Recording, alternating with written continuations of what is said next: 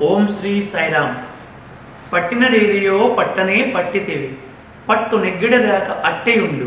కోరినదేదియో కోరనే కోరితివి, కోర్కె చెల్లుడుదాక కొలచియుండు. అడగనదేదియో అడగనే అడిగితివి, అడిగిన దిడిదాక విడువకుండు. తలచనదేదియో తలచనే తలచతివి, తలపు తీరిడిదాక తరలకుండు. పోరు పడలేక తానైన బ్రోవవలయు, వడలు తెలియక నీవైన అడగవలయు. అంతేగాని మధ్యలో నీకై నీవు వెనుదిరుగుట భక్తుని దీక్ష కాదు అన్నారు భగవాన్ శ్రీ సత్యసాయి బాబా వారు.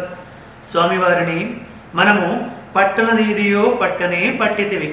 మనం ఒకసారి స్వామివారి భక్తుల్ని కనుక తీసుకున్నట్లయితే ఎంతోమంది స్వామివారి పాదాలని ఆశ్రయించి, స్వామి మాకు ఇంటర్వ్యూ ప్రసాదించండి, స్వామి మాకు పలానా కోరిక తీర్చండి, స్వామి మా పిల్లలకి ఇక్కడ సీట్ ఇప్పించండి, స్వామి మా ఊర్లో మందిరం నిర్మాణం అయ్యేలాగా చేయండి.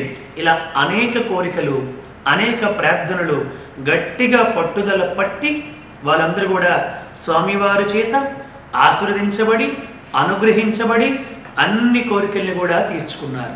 అలా స్వామివారు మనకు చెబుతుంది ఏమిటంటే, పట్టనదేదియో పట్టనే పట్టితివి, పట్టు నెగ్గిడదాకా అట్టె ఉండు. ఇంకా నీకు కోరిక తీరాలి, ఇది కావాలి అని పట్టు పట్టినప్పుడు ఆ పట్టు నెగ్గేటంత వరకు ఇంకా ఎటువంటి పరిస్థితుల్లో కూడా స్వామివారి పాదాలు వదిలిపెట్టకూడదు అని స్వామి మనకి తెలియపరుస్తున్నారు. కోరనదేదియో కోరనే కోరితివి, కోరిక చెల్లుడు దాకా కొలచియుండు. స్వామి నాకు ఈ కోరిక తీర్చండి అని కోరుకున్నావు. అది ఆధ్యాత్మికమైందైనా సరే, ప్రాపంచికమైందైనా సరే. ప్రాపంచికమైందైనప్పటికీ అది ధర్మబద్ధముగా ఉంటే చాలు, స్వామి తప్పకుండా తీరుస్తారు. కాబట్టి కోరనదేదియో కోరినే కోరితివి, కోరిక చెల్లుడు దాకా కొలచియుండు. అంతవరకు స్వామివారిని కొలుస్తూనే వారి పాదాలను గట్టిగా పట్టుకుని ఉండాలి. అడగనదేదియో అడగనే అడిగితివి, అడిగినది ఇడుదాకా విడువకుండు. అడగాల్సిందేదో అడిగేసేవు స్వామి, నాకు ఇది కావాలి అని అడిగావు. అది ఆధ్యాత్మికంగా అభివృద్ధి కావచ్చు, ఆర్థిక అభివృద్ధి కావచ్చు, ఆధ్యాత్మిక అభివృద్ధి కావచ్చు, మానసిక అభివృద్ధి కావచ్చు. ఏది అయినప్పటికీ ధర్మబద్ధముగా ఉండాలి, స్వామివారు ఇష్టపడేదిగా ఉండాలి.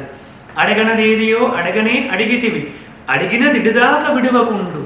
తలచనదేదియో తలచనే తలచతివి, తలపు తీరడిదాకా తరలకుండు. ఓరు పడలేక తానైన బ్రోవవలయు, వడలు తెలియక నీవైన అడగవలయు.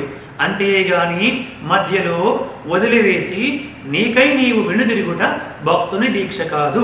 అంటే భక్తుల యొక్క లక్షణం ఎలా ఉండాలి, ఎంత విశ్వాసం ఉండాలి, ఎంత పట్టుదల ఉండాలి, ఎంత ప్రయత్నం ఉండాలి అన్నటువంటి విషయాన్ని స్వామివారు ఈ పద్య సూక్తి ద్వారా మనందరికీ తెలియపరుస్తూ ఉన్నారు.